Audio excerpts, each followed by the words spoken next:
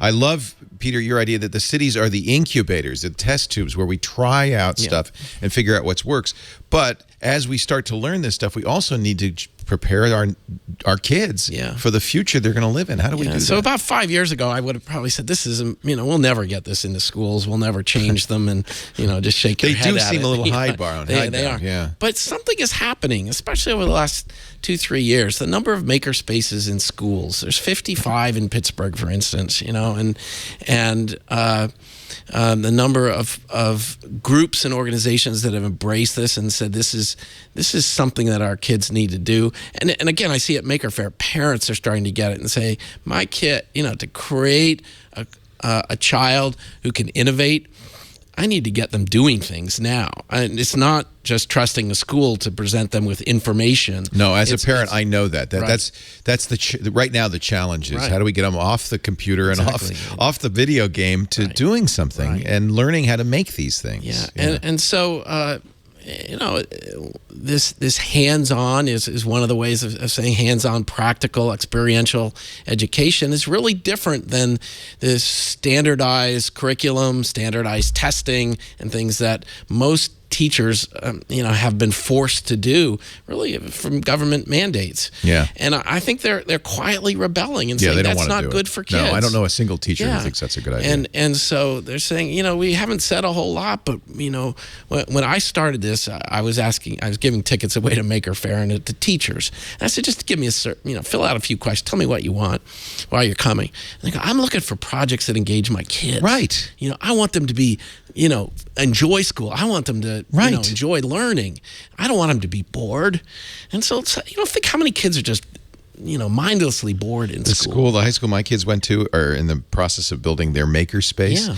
The school, our youngest, the 14-year-old is going to high school next year. That school has a maker space. It's everywhere now. One of the analogies I've had for this is like school gardens. How did they get in all schools? The federal government didn't say we need a school gardens. Parents did it. Yeah. The community did it. And I think that's actually the secret behind this Maker City thing is we as people have to make these changes. I think that's true. It can't come from the top down. We can't wait for the top. But we can do it. You can focus on a school. You can help out. One of the teachers from Petaluma, you hear that principal, actually the Meadowood Elementary, she saw me talk and she, said, I'm going to go back and create a makerspace. I have no budget for it.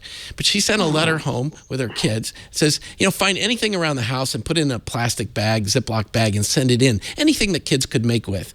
And she got great response. And she said she had parents signing up as volunteers to work in the makerspace and reaching out to the communities, even from the education side. I think we can get good momentum there of helping do this. And the makerspace is almost just, the first beachhead. That's what we want to get in there. But it's really changing how kids are learning and not seeing it all as a lot more integrated, a lot more. Science and technology is part of everything. It isn't a separate subject these days. It is a very different, it's a cultural shift in education. Yeah. And I think for the last century, education was about training workers for an industrial era. And it was assembly line, education. They all need to be the same. Yeah.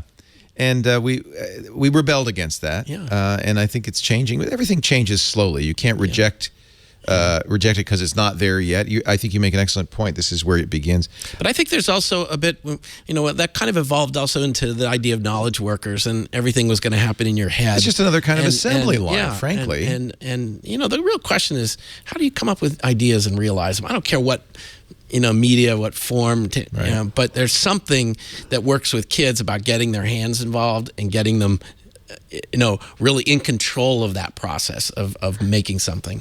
And also, with the tools today, kids are amazingly super empowered and capable. So when you go to we went to a very sophisticated school that had maker spaces in Cambridge, Mass, and a 14-year-old girl there was building a wheel.